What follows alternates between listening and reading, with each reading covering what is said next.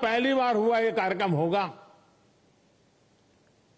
मैं रेलवे को भी इस भव्य आयोजन के लिए बहुत बहुत बधाई देता हूं।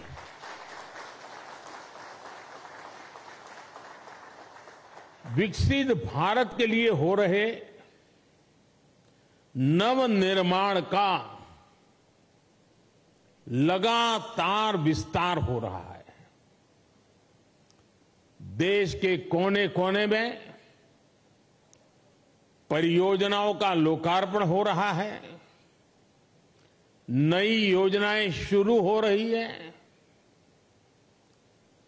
अगर मैं साल 2024 की ही बात करूं, 2024 आने मुश्किल से अभी 75 दिन हुए हैं 2024 के। इन करीब करीब 75 दिन में 11 लाख करोड़ रुपए से ज्यादा की परियोजनाओं का लोकार्पण और शिलान्यास हो चुका है। और अगर मैं पिछले 10-12 दिन की बात करूं, पिछले 10-12 दिन में ही 7 लाख करोड़ रुपए से ज्यादा की परियोजनाओं का लोकार्पण और शिलान्यास हुआ है। आज भी विकसित भारत की दिशा में देश ने एक बहुत बड़ा कदम उठाया। इस कार्यक्रम में अब यहां 1 लाख करोड़ रुपए से ज्यादा की परियोजनाओं का और लोकार्पण और शिलान्यास हुआ है। और आप देखिए, आज 85,000 करोड़ रुपए, 85,000 करोड़ रुपए से अधिक से सिर्फ और सिर्फ रेलवे के प्रोजेक्ट देश को मिले हैं। और इसके उपरांत समय का अभाव रहता है मुझे, विकास में मैं गति को धीमी नहीं होने देना चाहता, और इसलिए आज रेलवे के ही कार्यक्रम में एक और कार्यक्रम जुड़ गया है पेट्रोलियम वालों का।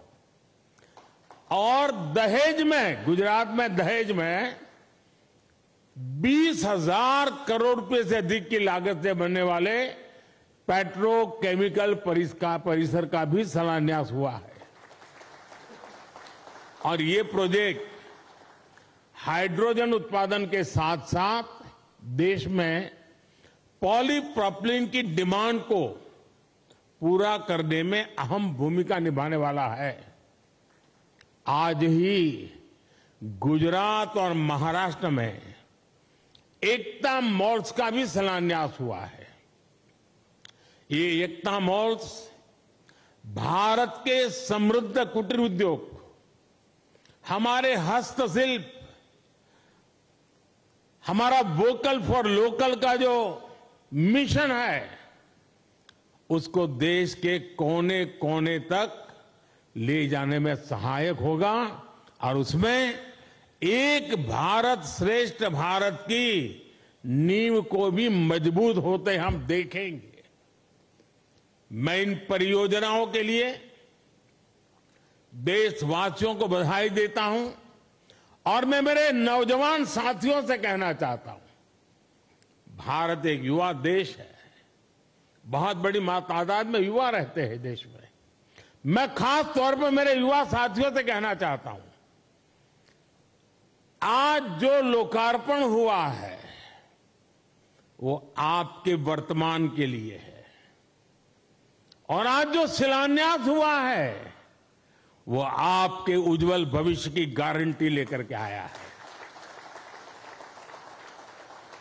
साथियों, आजादी के बाद की सरकारों ने राजनीतिक स्वार्थ को जिस तरह प्राथमिकता दी, और उसकी बहुत बड़ी शिकार भारतीय रेल रही है।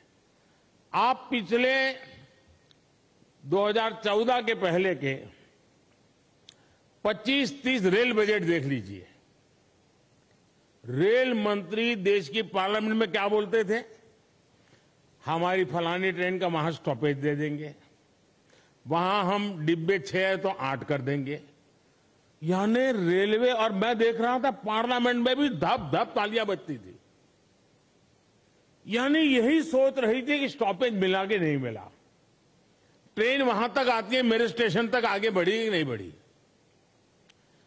देखिए 21वीं सदी में यही सोच रही होती तो देश का क्या होता। और मैंने पहला काम किया, रेल को अलग बजट से निकाल करके भारत सरकार के बजट में डाल दिया, और उसके कारण आज भारत सरकार के बजट के पैसे रेलवे के विकास के लिए लगने लगे।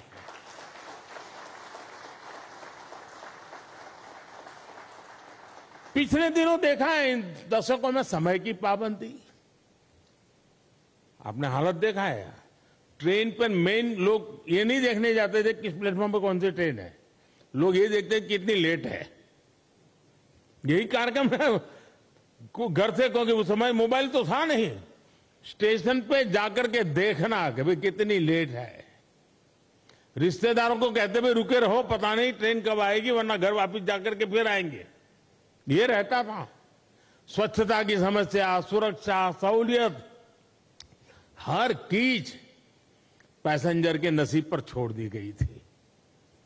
2014 में देश में, आज से 10 साल पहले, नॉर्थ ईस्ट के 6 राज्यों ऐसे थे जहां की राजधानी हमारे देश की रेलवे से नहीं जुड़ी थी।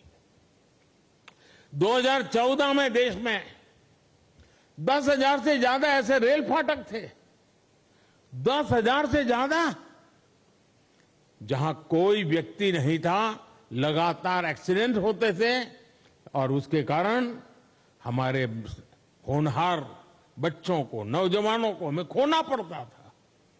2014 में देश में सिर्फ 35% रेल लाइनों का इलेक्ट्रिफिकेशन हुआ था। पहले की सरकारों के लिए रेल लाइनों का दोहरीकरण भी उनकी प्राथमिकता में ही नहीं था। इस परिस्थिति में हर पल कौन मुसीबतें झेल रहा था, कौन परेशानियों में पीसा जाता था? हमारे देश का सामान्य मानवी, मध्यम वर्ग का परिवार, भारत का छोटा किसान, भारत के छोटे उद्यमी। आप याद करिए, रेलवे रिजर्वेशन, उसकी भी क्या हाल था। लंबी लंबी लाइनें, दलाली, कमीशन, घंटों का इंतजार। लोगों ने भी सोच लिया था कि अब ये हालत कभी नहीं, सबने माना था भाई रेलवे बस ऐसी है, मुसीबत है, चलो 2-4 घंटे सफर करनी है कर लेंगे, चिल्लाओ मत, यही जिंदगी हो गई थी।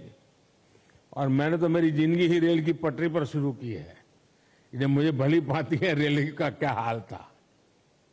साथियों, भारतीय रेल को उस नर्क जैसी स्थिति से बाहर निकालने के लिए जो इच्छा शक्ति चाहिए थी, वो इच्छा शक्ति हमारी सरकार ने दिखाई है। अब रेलवे का विकास सरकार की सर्वोच्च प्राथमिकताओं में से एक है। हमने 10 वर्षों में औसत रेल बजट को 2014 से पहले की तुलना में 6 गुना ज्यादा बढ़ाया है।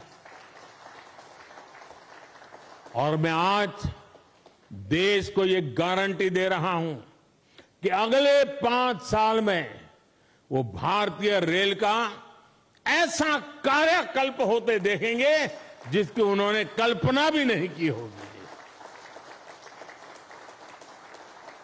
आज का ये दिन इसी इच्छा शक्ति का जीता जागता सबूत है। देश का नौजवान तय करेगा उसको कैसा देश चाहिए, कैसी रेल चाहिए। ये 10 साल का काम अभी तो ट्रेलर है, मुझे तो और आगे जाना है। आज गुजरात, महाराष्ट्र, यूपी, उत्तराखंड, कर्नाटक, तमिलनाडु, दिल्ली, एमपी, तेलंगाना, आंध्र प्रदेश, बिहार, झारखंड, पश्चिम बंगाल, उड़ीसा, इतने राज्यों में वंदे भारत ट्रेनें मिल चुकी है जी। और इसी के साथ ही देश में वंदे भारत ट्रेन की सेवाओं का शतक भी लग गया है। वंदे भारत ट्रेनों का नेटवर्क अब देश के 250 से अधिक जिलों तक पहुंच चुका है। जन भावनाओं का सम्मान करते हुए सरकार वंदे भारत ट्रेनों का रूट भी लगातार बढ़ा रही है। अहमदाबाद जामनगर वंदे भारत ट्रेन अब द्वारिका तक जाएगी। और मैं तो अभी द्वारिका में जाकर के डुबकी लगा के आया हूं। अजमेर, दिल्ली, सराय रोहिल्ला वंदे भारत एक्सप्रेस अब चंडीगढ़ तक जाएगी। गोरखपुर लखनऊ वंदे भारत एक्सप्रेस अब प्रयागराज तक जाएगी। और इस बार तो कुंभ का मेला होने वाला है, तो उसका महत्व और बढ़ जाएगा। तिरुवनंतपुरम कासरगोड वंदे भारत एक्सप्रेस मंगलुरु तक विस्तार किया गया है। साथियों, हम दुनिया भर में कहीं भी देखें, जो देश समृद्ध हुए, औद्योगिक रूप से सक्षम हुए, उनमें रेलवे की बहुत बड़ी भूमिका रही है। इसलिए रेलवे का कायाकल्प भी विकसित भारत की गारंटी है। आज रेलवे में अभूतपूर्व गति से रिफॉर्म हो रहे हैं।